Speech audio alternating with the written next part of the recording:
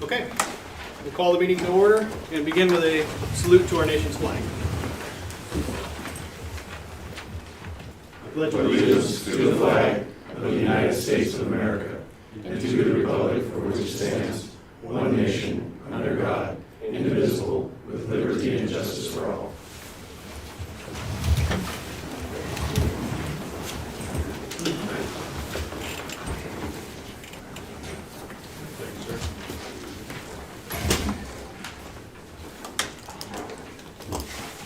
So my name is Stan Chun. I'm the chair of the Board of Commissioners for Clark Cowlitz Fire Rescue. This is my counterpart, Chris Pfeiffer here,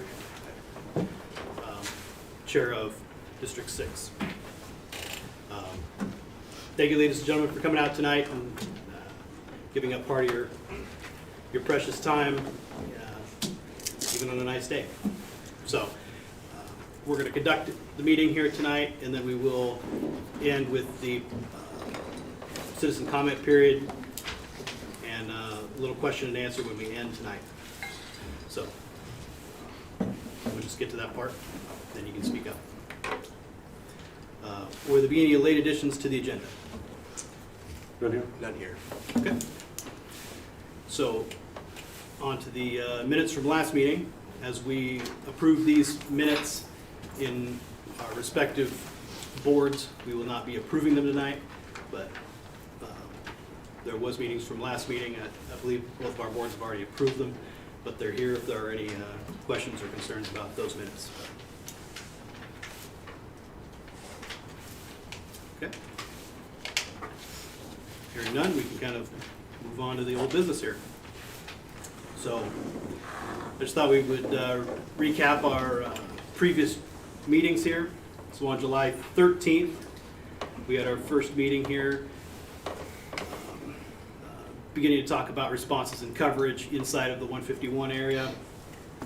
On November 11th, we discussed proposals for coverage. And on November 9th was the second meeting. And then on January 11th, Clark Cowlitz Fire Rescue presented a plan for coverage in this area beginning on June 1st of this year. First I'll call on Chief Knorr. Would you like to expand on that a little bit? Yeah, just on the January meeting, we had a proposal where beginning in June, we would be able to staff this station with 2 personnel per day and the possibility of expanding it to 3 at some point later in that month. I did task Ops Chief Ben Peeler with putting that plan together, working with Fire District 6 on that plan. He's expanded on it a little bit, so I'm going to ask him to review that with folks here tonight. All right. Well, after having a couple meetings with Chief Russell as well, explained what we could do to get here as soon as possible. And as soon as we get here is June 1st, based on the upstaffing CCFR is done. We have some probationary members. 3 of them just got off probation today, or this week, matter of fact. So with the upstaffing we've done, we've upstaffed 3 since this year as well. That's allowing us to reallocate staffing to down here. So what we're looking at, can't pass this around. Like Chief Knorr said, is initially for this year, effective June 1st, is we could do a 2-person crew, 1/3 of the time on one of our shifts, and then July we'll have a couple more, 2 more members come out of the academy in July. So July 1st, we bump that staffing up to a 3-person ALS company. But initially in June, it would be a 2-person ALS company in June, followed by July, a 3-person ALS company, 1/3 of the time. What that 1/3 looks like is we just pick one of our CCFR shifts. Let's call it A shift, and they're on a 48-96, so 2 days on, 4 days off, and we'd staff that. When they're on Kelly days, we backfill it still and continue the coverage as well when they're on vacation coverage or Kelly day coverage. So the thought is, for the easiest way to manage response based on some conversations with District 6 is By it being a CCFR engine, it would do all priorities, closest unit based on CCFR calls. So every call north, all priorities would be based on the closest unit it would take. Anything south in District 6 area would be based upon existing mutual aid agreement, District 6 response plans, or any additional response District 6 wants from it that 1/3 of the time. And also come July, we have a new Type 5 wildland engine that it should be online by July. So as soon as that one comes online, one of our Type 6s would be assigned here as well.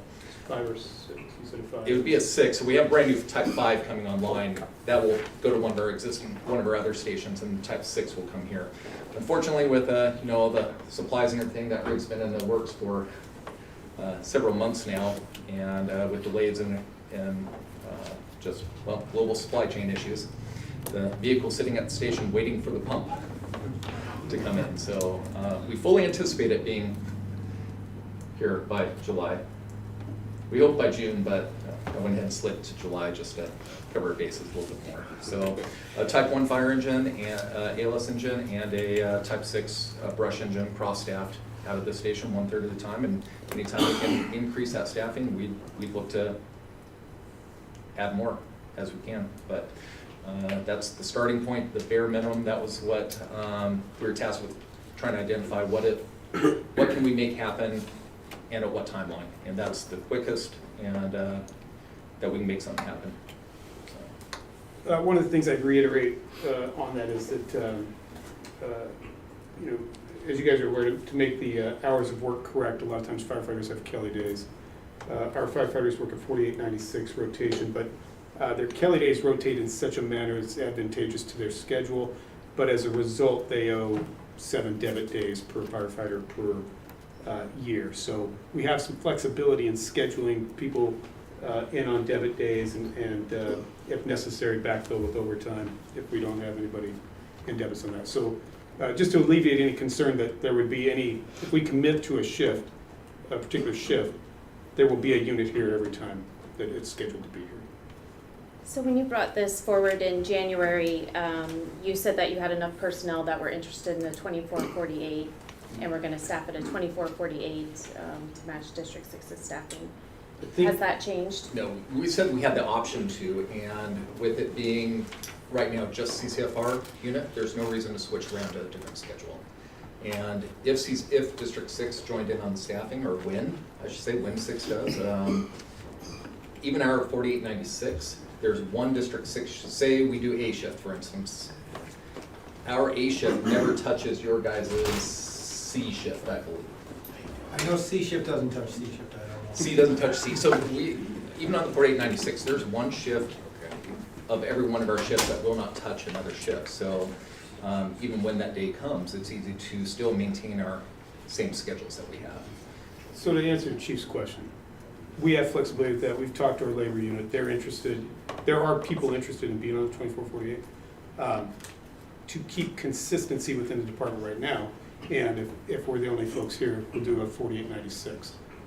If, however, it's more advantageous for the operations of the station to have people on a 24-48, our labor unit's willing to negotiate that, and we have people interested in it.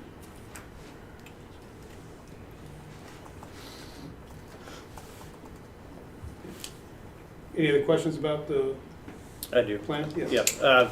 On the ALS staffing, so the paramedic staffing, you said that'll be constant staffed Yes. on the days that you're here. And then will you mandatory backfill those units? If the paramedic takes the day off, you'll call in another Yes. paramedic? Okay. And then did you hire additional staffing to take care of this, or are you pulling from existing resources? No, we hired one additional in January, which was an up-staff, and then we hired 2 additional on March 21st. It's part of that, and I believe we added an additional to our October crew that was not a retirement replacement, correct? Yes, we upstaffed So total. yes. So 6 upstaffing in the last 6 months. We've upstaffed an additional 6 personnel in the last approximately 6 months. And then the 2 personnel will only be for a month? here, and then July 1, it'll go to 3?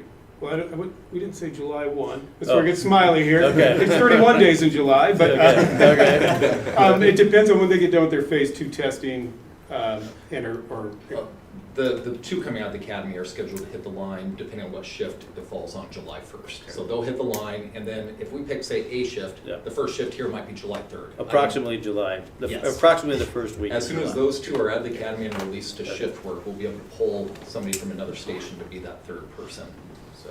Okay, and so it'll be 2 out of every 6 days, is really, I mean, for the layperson, right? It's 2 out of every 6 days, there'll be somebody here from Yes, a third CCFD. of the time. Okay, thank you.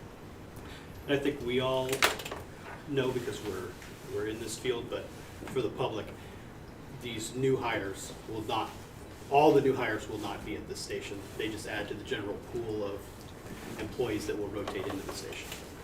it will likely be more senior people that come here, just staffing a new station. You want people that know the system well. We're currently recruiting for the captain position. We're talking to some of our captains who we feel that would be a very good fit here and understand the complexity of potentially running into both districts and some of the challenges that may come with that. And once that's done, once we identify the captain, then we allow the captain to, I won't say it's not an absolute draft pick, but with discretion. Yes. The chief's never gonna give up that. So, just to clarify, the FFB needs to approve the operational plan, and we don't meet again until Second week in May. second week of May. And then, and one of the things I think we discussed at our last meeting is there's probably some things that we need to do to the quarters to get them ready, and I thought maybe, you were working on that. How are we doing on that? Well, I have some recommendations just to, of what space we would need, really, to take over 2 more offices that are currently occupied by CCSO, and then really add another door, or another wall there with a door, and that would Okay. make it to where we have. And then it's just a matter of making sure we've got the silverware and a TV back, and we'll be set on there. So it's not very extensive, it's just some fairly minor. Yeah, items. for what we have to do, I think it would be on the more minor end. And even the bare minimum space right now is currently open, the absolute bare minimum. Those additional offices, CCSO, through agreement, can't vacate them for 6 months. Right. We can make do. We will work with our partners and work toward getting those, getting the full space that we actually do need freed up. Commander Horsch from CCSO contacted me. He had heard that that fire was going to kick the sheriffs out, and I said absolutely not true. I understand that they are cramped. You know, the county hasn't really given them the facilities they need for the size of the sheriff's office. So there was a lot of them here, and I assured him that we're not coming in here and just moving people out. That over time, you know, what was designated as a fire station needs to function as a fire station, but we will work with them to get to that point. Just so everybody knows, back in the day when the station was built, it was gonna be a fire station originally. The sheriff's office approached us. They wanted some space. The fire marshal approached us. They wanted some space. So now it's a public safety complex, and the square footage is divided up by who pays what for utilities. And the station's paid for, but utilities and things like that. And over the years, we had volunteers here for a while. It's really hard to keep volunteers anymore. We had a few here when COVID hit, and we pulled them out of the station. So currently, there's nobody here. And I think we're pleased that Clark Kellis has the resources to give it a shot and see how it works. It'll provide us some data, so we can see where people are going when. So in the future, we can figure out how to staff it on a regular basis. I think that's the goal. Down the road a bit for District 6, but I think that's the goal of both departments, and I think that they'll be able to provide a much better service to the people in the southern end of their district, at least 2 out of every 6 days. So we're actually pleased to see it happen. And we'll see how it goes, and we'll see how the data works and the station works, and work all those things out. So we appreciate it. Okay. So that was the recap of previous board meetings and kind of segued into the CCFR staffing proposal update. So, any further questions or comments on the staffing model? I didn't have anything extra on the staffing model, did you? I get, and you guys can tell me, you may not even want to answer this. Are your other cities, the other jurisdictions that you guys are serving, are they okay with reallocating and moving those resources to this facility? Or I guess, is it going to be, are you taking from somewhere else to put staffing here, I guess is the question. Originally, we had a company that we had upstaffed, and we were gonna pull that from there. With the Yeah. new hires, is it still? So all that's happening is Station 26 now is not getting their 3-person company right away. So they don't currently have 3-person. These 3 that are going to go here would have been allocated to Station 26. Okay. But instead of going there, they're going to come here. Okay, thanks.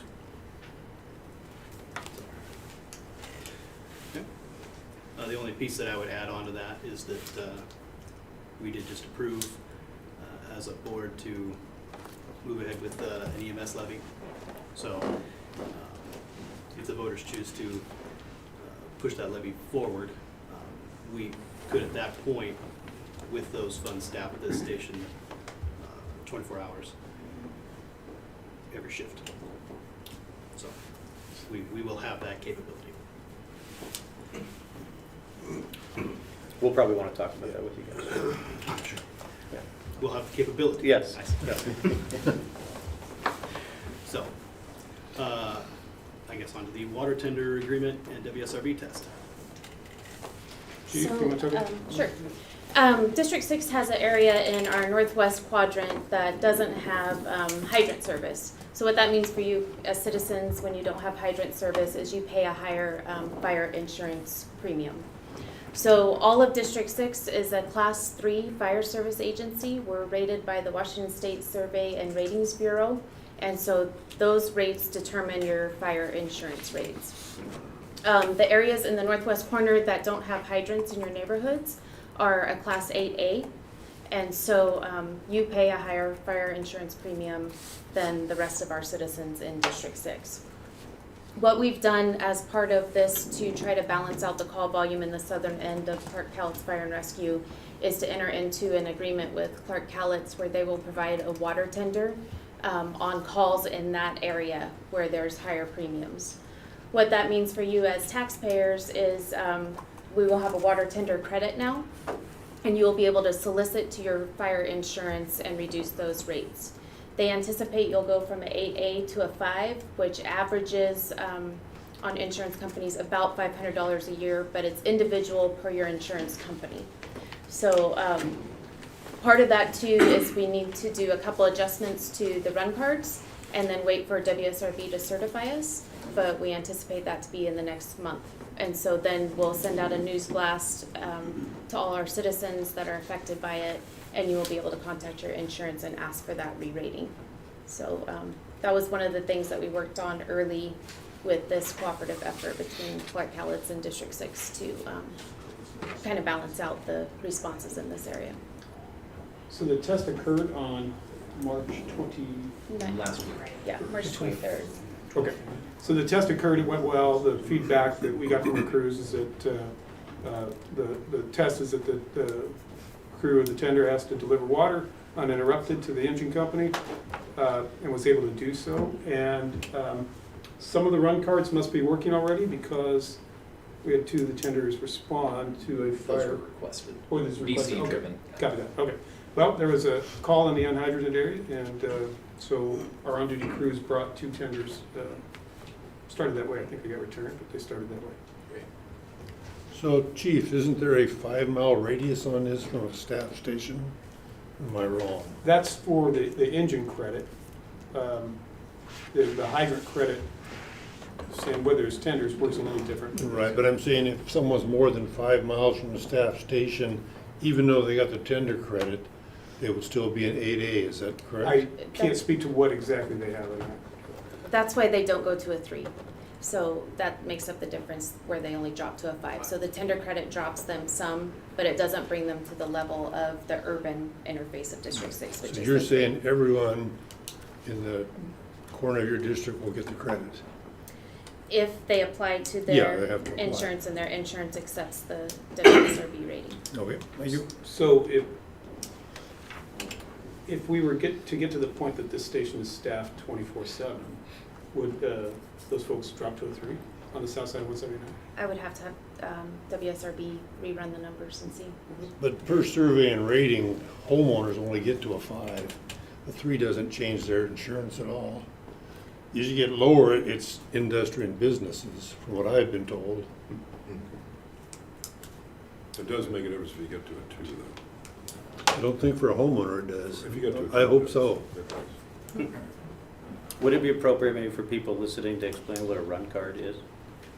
Yeah, so it's old terminology, but it's, if somebody calls 911 and says, this is the problem I have. Some call types, the run card, because it used to be on cardboard cards, now it's all on the computer. But in the fire service, our traditions die pretty hard, and so does some of our terminology. So we still call it a run card, but it says how many units are supposed to go. So for a structure fire, it gets whatever, that particular agency says. So for CCFR, we want 4 engines or towers, what we call ladder trucks, that our towers able to pump water, plus 1 battalion chief. And then if it's an unhydrated area, 2 water tenders. I assume your responses are 4 and 1, 4 engines, chief, and In a truck. a truck. Okay. So, so when we talk run card, the water tenders did not, previous to this process, weren't assigned to go into the Fire District 6 areas. So now they are automatically assigned, and they're at our stations, and our on-duty crews will bring them down. Thanks, Chief. Yep, perfect.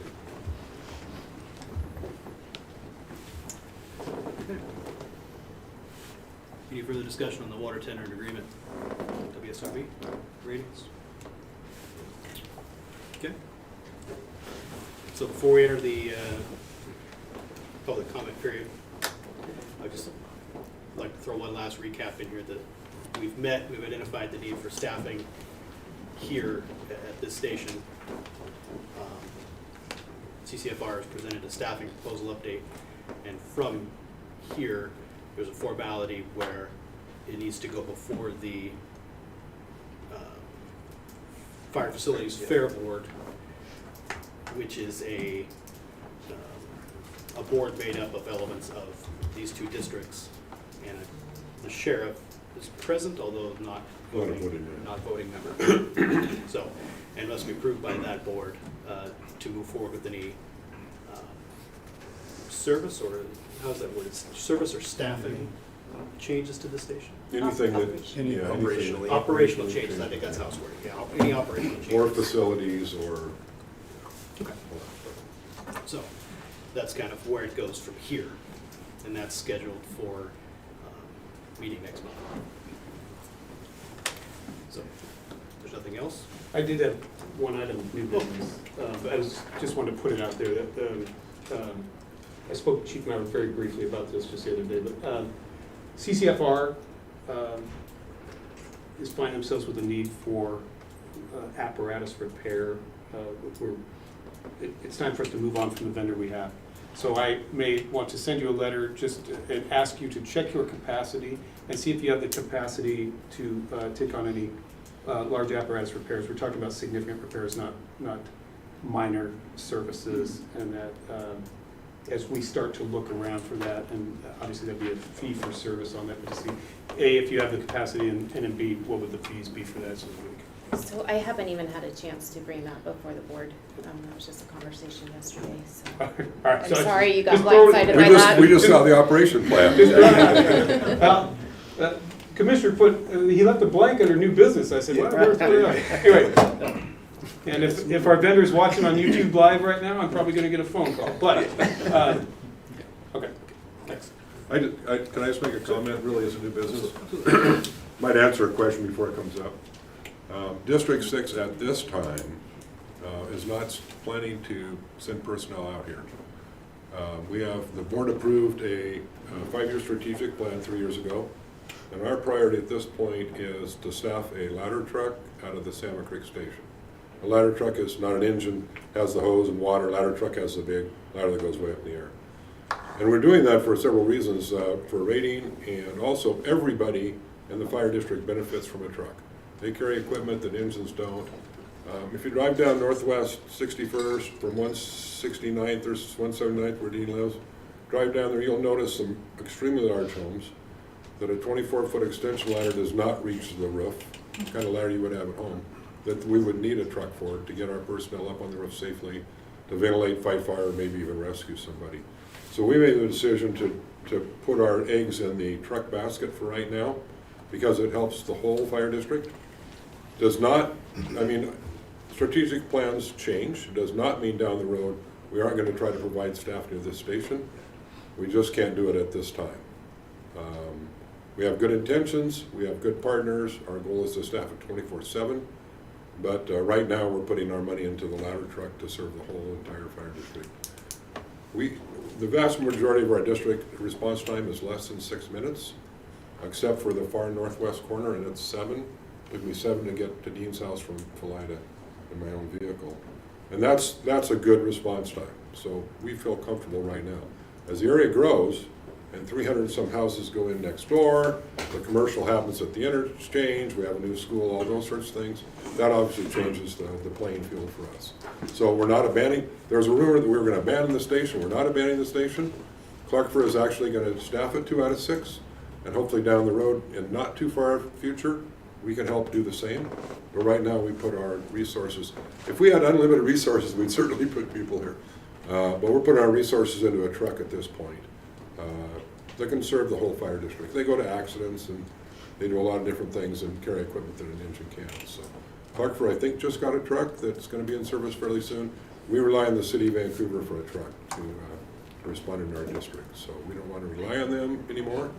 And so hopefully within a year, year They and a take half, 2 years to build. 2 years to build a truck. Maybe we'll buy a used one or a demo. Might have one. Might have one. Anyway, That becomes our reserve, we're not selling it. I just wanted to clarify where District 6 was on it for everybody, and we came up with a great water tender agreement.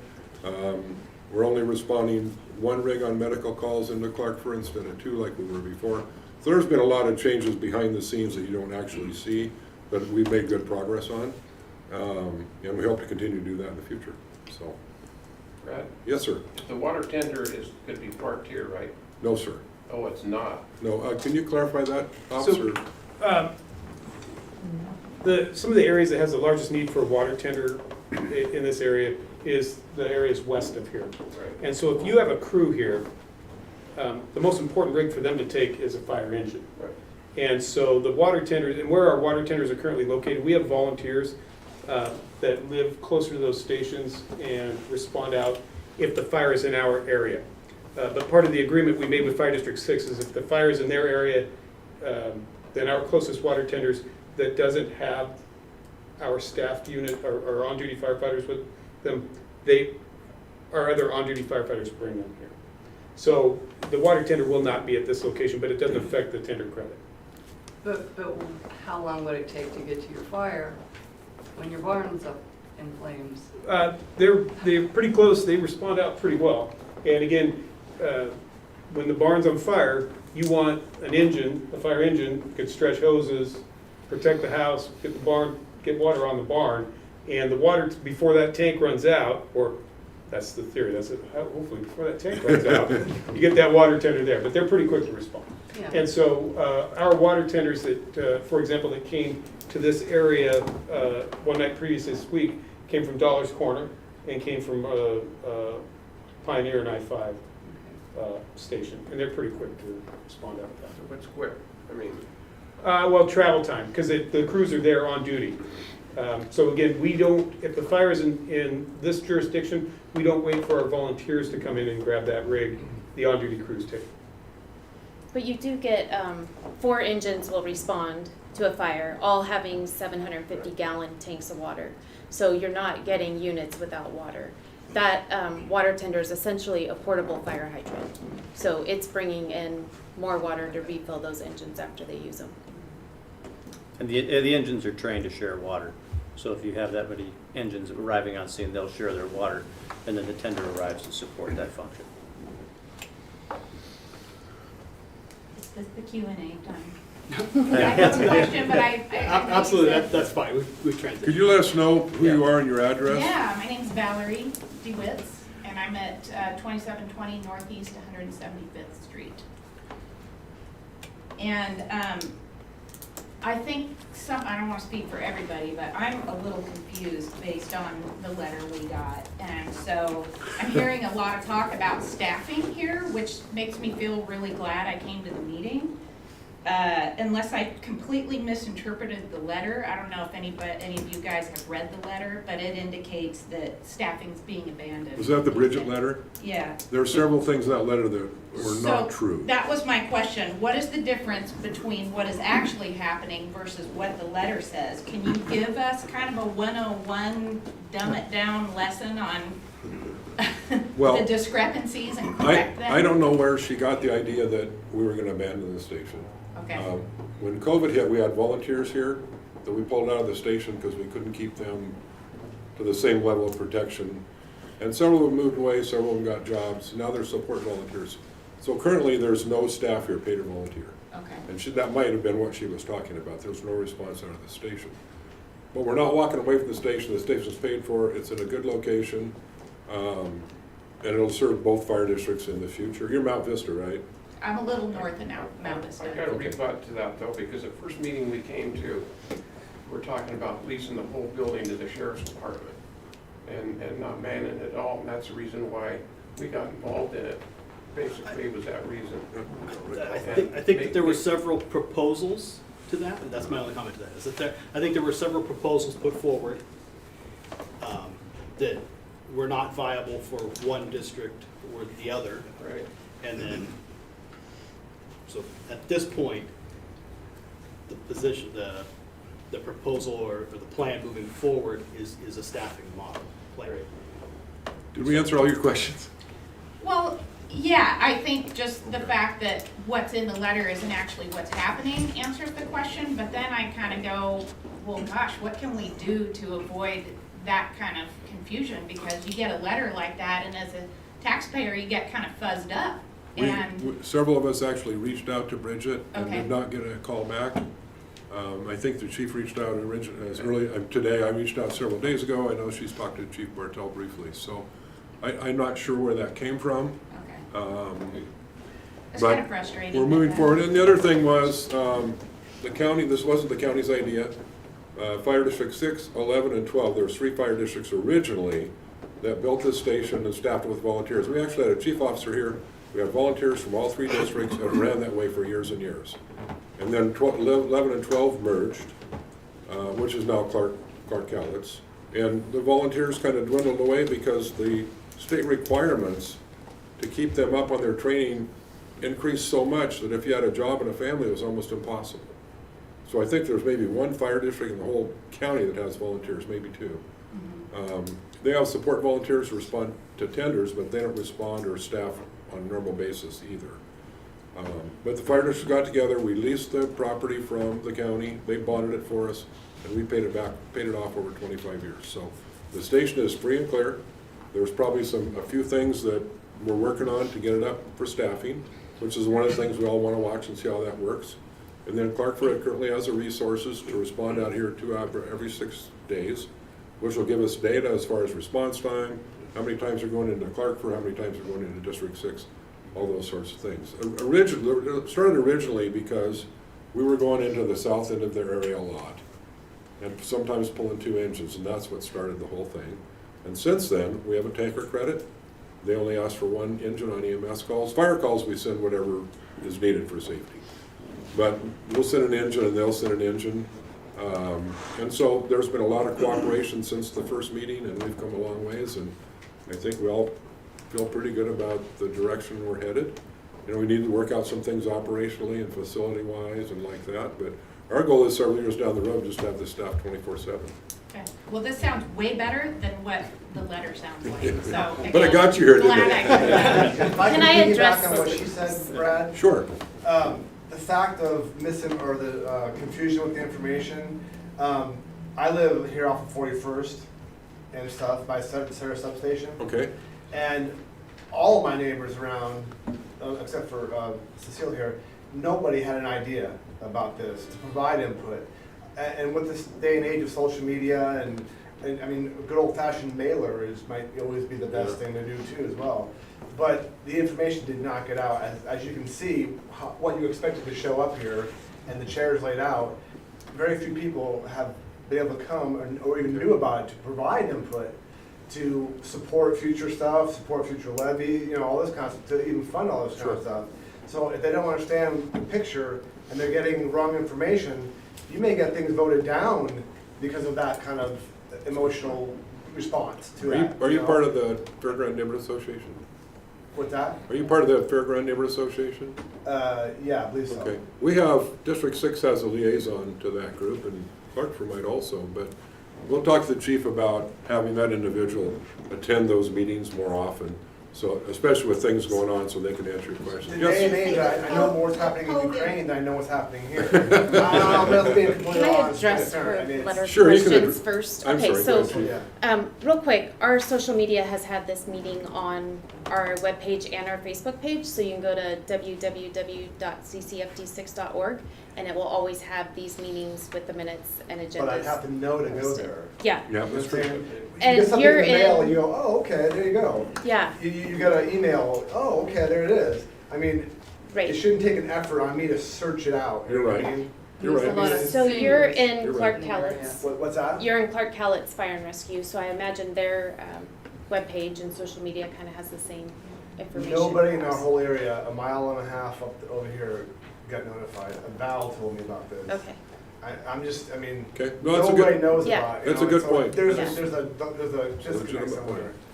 You know, And, I know you if- have that, but if you go to our webpage too, you can also sign up for our e-newsletter, and that comes out quarterly, and it always has these meetings in it as well. But I wanted to answer a couple of your questions about the letter, because there were some points in the letter about this station covers the fairgrounds and the amphitheater. That's not correct. This station was not built to cover those. We cover the fairgrounds during fair time. There's actually a fire station on the fairgrounds, Right. and we're present there.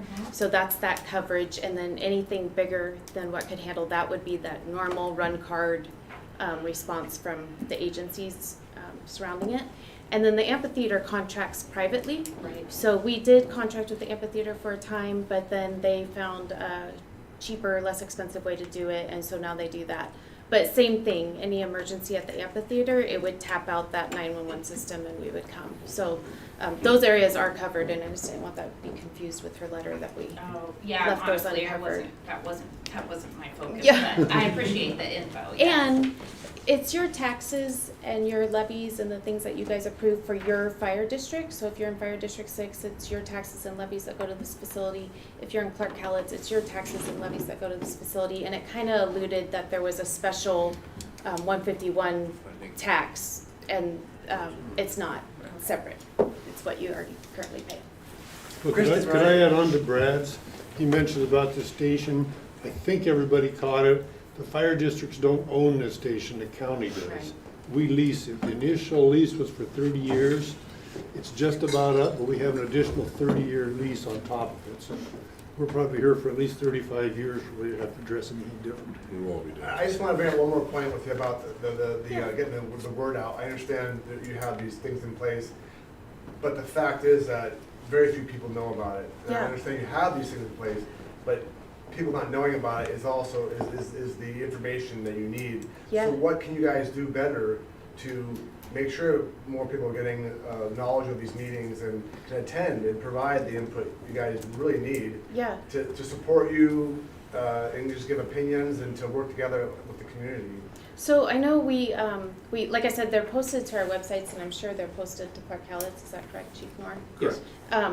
You know, one thing we can do that we used to do a long time ago, and then we just went all digital, is it used to be in the Reflector and like Clark County Live and those kind of things, and we could advertise that way. You know, all of our stations now have digital reader boards, and perhaps that's something we need to look at for this facility, so we can get that information out to the community as you drive by. Somehow in a day and age, I work for a telecommunications company, Yeah. and we are the worst at communicating with communications. It truly has gone full Yeah. circle. So, I mean, I think you'd find it beneficial and the support you'd see, knowing the truth of what's going on would be overwhelming, pretty Yeah. sure. Yeah. I definitely hear what you're Just saying. coming here and listening to this, it's like, I okay. have a question I for may you. be able to Okay. help you answer If it. we could, there's a gentleman in the back here been waiting for quite a while. Yeah. The neighborhood association with Bridget as the chairman is not functional. Bridget is not physically able to. We're looking for somebody to lead the association. I second. We need somebody. I'm on the board, she's on the board, just only here's on the board, okay? Bridget is not able to carry the association, and she used to be a major distributor and wealth of information for the neighborhood. She has reached out many times for people in the neighborhood to please take over and chair the association.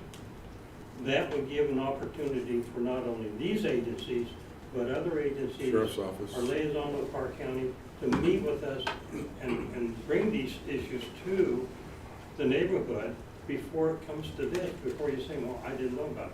I don't look at your website, okay? I care less, I'm not going to take the time to look at your website. And I okay? should have redirected your question to Chief Noor, actually, because you're in Clark Palace, so then he could have told you. If you're interested, we can certainly get a hold of Bridget, and we can certainly set up something for you to get involved. Dean? Okay? The most important thing is that she has a total list of everybody All the that's emails. been in the neighborhood association and in the whole area combined with District 6 and CCFR. And you might And ask so- why we don't do it. We travel internationally 3 to 4 months a year, so we just are not here. The problem was that she lost that list. The county had lost that list, and she had to either reconstruct it back to the mailing, company, and that's basically why nobody got communicated. I would also suggest that you communicate through Nextdoor. And that's a website that a lot of people, and you can specify certain neighborhoods for that. That's a great suggestion, thank you. So I will point out that to be an entity on Nextdoor is a whole lot more difficult than being an individual.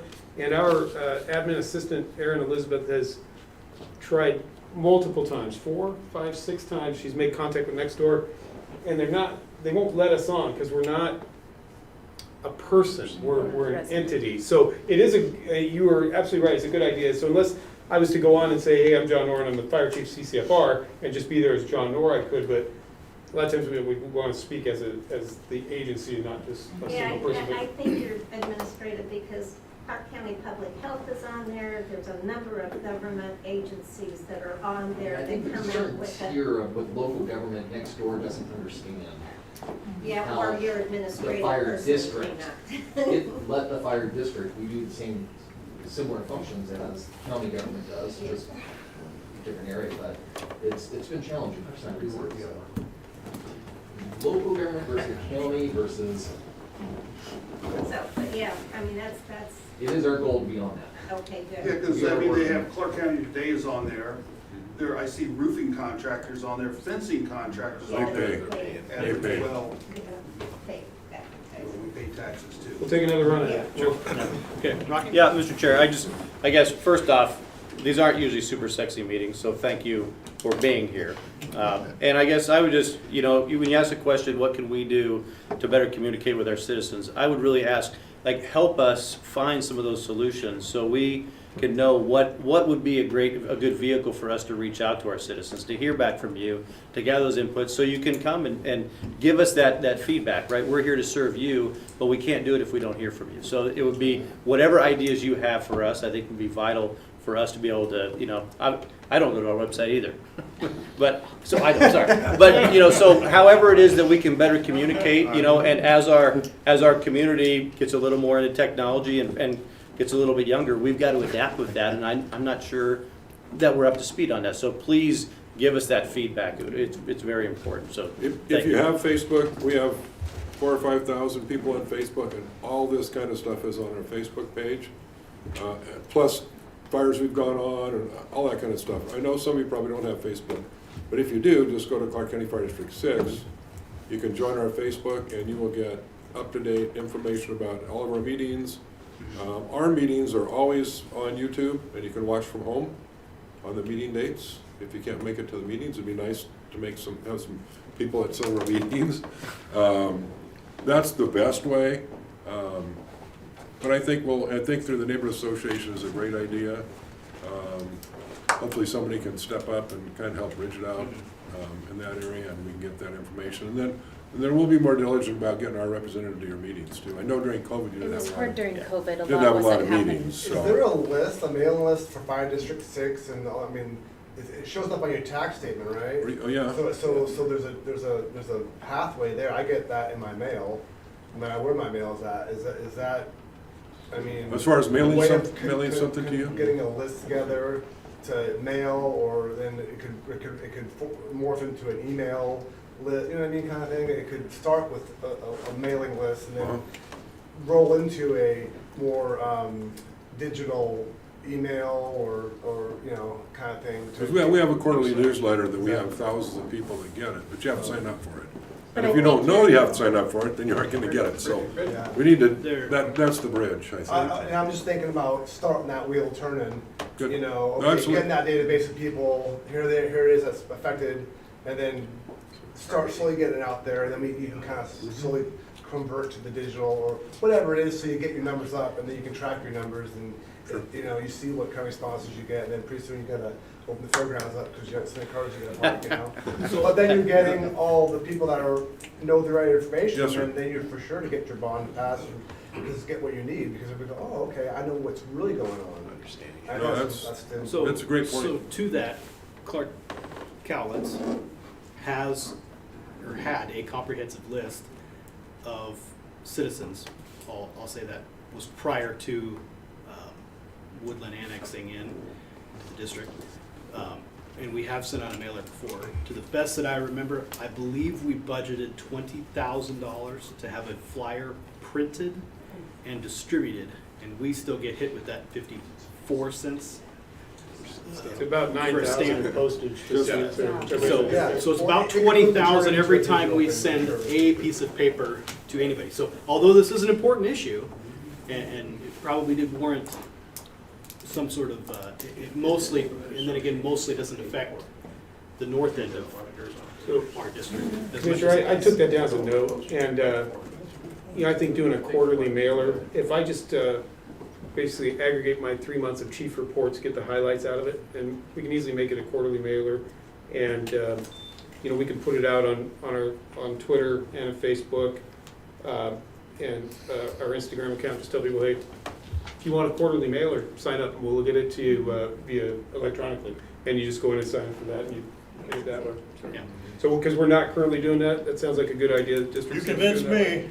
Get on the Twitter. So that is exactly how we do it. We have a quarterly digital mailer, and then 2 times a year we send out a printed mailer. So if you're in District 6, and even if you're not in District 6 and you want to hear about us, I gave all of you my business card, my phone number's on there, my email.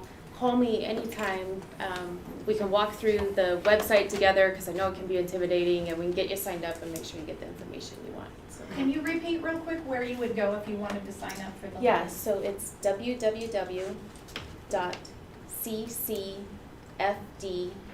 www.ccfd6.org. Got it, thank you. So, Is the sheriff department staffed regularly? So if something happened, we could just Yep. drive right in? They're overstaffed. Overstaffed. They don't have enough room here for all their people. They're And is- understaffed. are there plans they for might- too many I people? mean, they're understaffed. Well, as far as the building goes, there's too many of them. They're not always, there's always CCSO on duty, but the front desk is not always staffed. So if you came in here in the middle of the night, there might be a deputy here, or the deputy might be on the road serving citizens. Yeah, So- and I came here for a neighborhood watch meeting years ago, and he said, oh, there's not always somebody here. I said, well, what happens if Well, at we night. need you, you know? Yeah, they're always on duty, but they're in their cars rolling around, the 911, the dispatch center sends them to where it's And needed. with the crime rate going up, and granted, my dad bought in the early 80s in this off 41st. And it was always a sleepy area, but not anymore. And I've been here for 20 years, and it's always been a comforting feeling knowing that there was a firehouse, and I come from a fire department family. a firehouse and a sheriff's department less than 2 miles away from the house. And then when I hear that it's possibly, gonna change, that's, with all the growth next door and all over town, it's just, we really need an active firehouse nearby. And there's a lot of taxpayer money out there. There's so many homes that are worth so many millions of dollars in this neighborhood. Not mine, but we need support. It hasn't been sleepy for a long time. No, it has not. And one of the reasons why you'll see the fence up around, Yeah, one of the reasons why the fence was up is that we were having people sleeping in the entryway, trying to get into the building, graffiti, leaving needles around behind, trying to get in the patrol cars. yeah. And so the fence came up, and of course with all the homes being built next door were attractive nuisance with every 10-year-old kid on his bike's gonna wanna come over and see, so Yeah. we ended up having to put the fence up. Yeah, even the dentist office, just next door, they were broken into. I mean, what are you gonna, breaking into a dentist's office? Sir? One more question, and I'll leave you alone. So the final thing No, you at this won't. point, just to recap, is that the station will be manned here a third of the time, and there won't be anybody else here beyond that, correct? And then- Initially, yes. Initially, And then June how long is 1st, that gonna go for? until it changes. Okay. We're looking to increase that service And as just quickly to as recap, possible. District 6 is not gonna participate in this at all. Not right now. Okay. And just to make the other point, you mentioned there's an EMS levy on the ballot in Yes, August. there is. If that passes, as soon as we can get the people online, this station we will be able to We'll have staff enough this money, we can station just buy this But will station. you? 100% of the time. But will you? Yep. So, Mr. Being Yocum, able one, to and working it out and doing it is two different things, right? There will be enough revenue that we will be able to, as long as everyone agrees, to put full-time, Chief, am I speaking out of line? No, that's correct. I mean, the last thing I want to see as a voter is the rhetoric of I'm able to, and then it goes somewhere else for other new agents somewhere else. So there are still offense, some but- internal politics that go on If here. if the EMS levy passes, there will be another proposal in front of the FFB to increase service to a 24-hour. What's the triple FB? I'm sorry. So the FFB is the Fire Facilities Board, made up of each of our districts have a representative and their administrative chief sit on that board, and that board votes on any changes to this facility's operations. Everybody, so Chair Bob Johnson was ill tonight, but he's one of our commissioners that wasn't here. Excuse me, Commissioner Bob Johnson. And so Commissioner Johnson and myself represent CCFR, Commissioner Maurer and Commissioner Pfeiffer, or I'm sorry, Commissioner Hayes. No. Oh, Losbeck, okay. Last but One not out of least. three, one out of Senior three. damage. Commissioner Losbeck, so the four of us make up the Fairground Fire Facility Board, Board of Directors, for lack of a better word.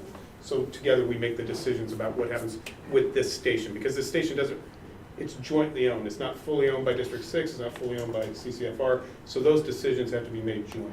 And so that, we are the four that make those decisions, but the boards from each department kind of gives us marching orders about here's what we want to have happen. so I wanted to address something that Mr. Yocum asked. District 6 since 1999, and this station opened, we have had volunteers here, and we've had Right, I a know very that. strong presence Correct, here, yeah. sometimes on our own. We are not walking away from this station. We are still financially obligated to this station, and up until recently, we actually paid a bigger portion of the operations of this station than Clark Cowlitz Fire and Rescue. Since then, we've made it 50-50. So we're not walking away. We know we can address our people in south of 179th, and we plan on being here in the future. This is just the staffing that we discussed tonight is a proposal. We just got this about 2 hours before this meeting, so we haven't even had time to digest this. And so this is a proposal that will go to the FFB, and then it will have to be worked through in details. I have to say that this is the same information you received January 11th. It's just typed up in a different format. Well, but- it's different staffing. It's gone to a 48, 2 out of 6. Chief, I said, when I said that before, I have the piece of paper that I handed out there. That's okay, we can work it out Okay, at the triple. so this is not different than anything we talked about in the past. But it's still just a proposal, it hasn't gone before the triple FD in a formal format. It will on May 11th. Right. So when, say on Sarah substation area, call 911, there's a fire, it doesn't come from this firehouse. The fire truck comes from Felida. Felida, Salmon Creek, and Dollar's Corner, And why not a mile and a half away from this firehouse? You could be there like that. we could, and that's our goal. Well, Because when George yeah. Hoffman's house or barn burned down 3 months ago, I heard fire trucks coming from all over the place. And they did. And Yeah. tenders, They and did. he lost the whole barn.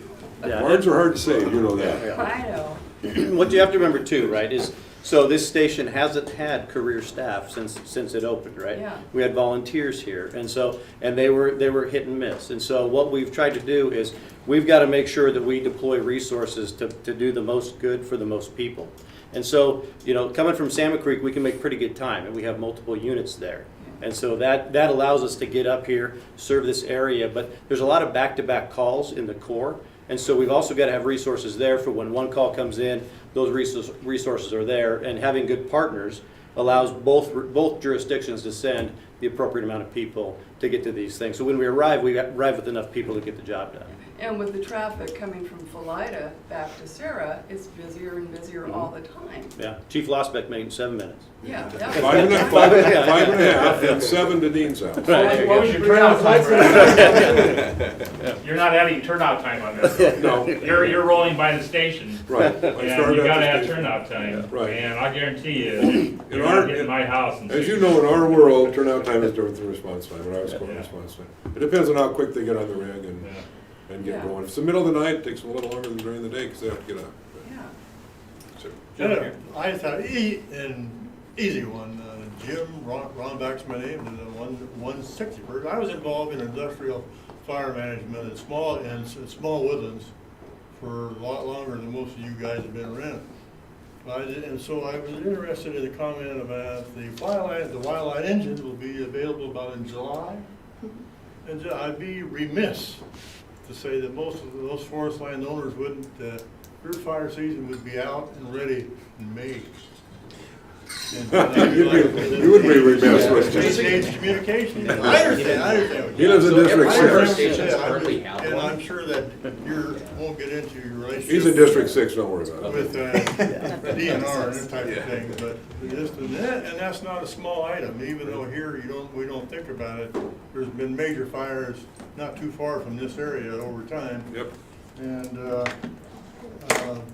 anyway, that's a big deal. And the engine in July, in my mind, would be in a checklist to say, So we currently have 4 of those? good. Oh, we have 5, excuse me, we have Every one 5. of our staff stations Yeah, have good. one. No, it was more of a term. We have a new one that Yeah. we're just waiting on the pump. Yeah, and this is becoming our glad you got 6th station, so we had to buy another one for the 6th station. Good, thank you very So- much. Well, I feel better. Thank you. Thank you for coming too. Thank you. And if you have questions, call the chief, email us, whatever, and we'll get back to you. Absolutely. Gentleman in the back. Earlier you said that the minutes of this meeting would be available where? Was that your Facebook page? You have a business card, it's got the website on the bottom of the business card, but it's www.ccfd6.org. That's our website.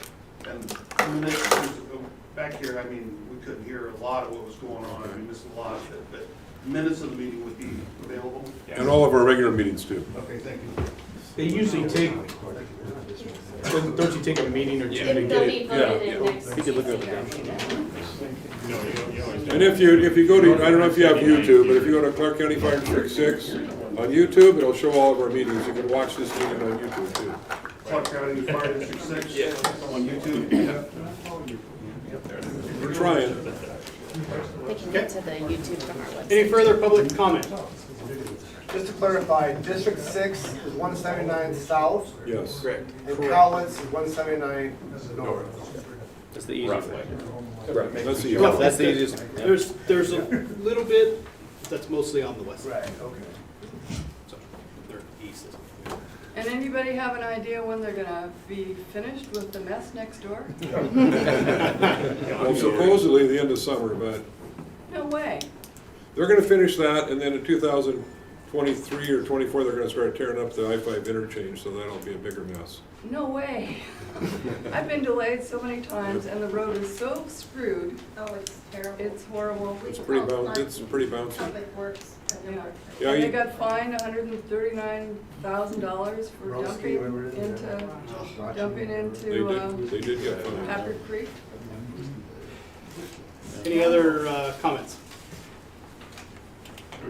Okay. With that, we'll adjourn. Do we need to meet again for any reason? Nope, no. Triple P's got it, I think. Thank you for coming.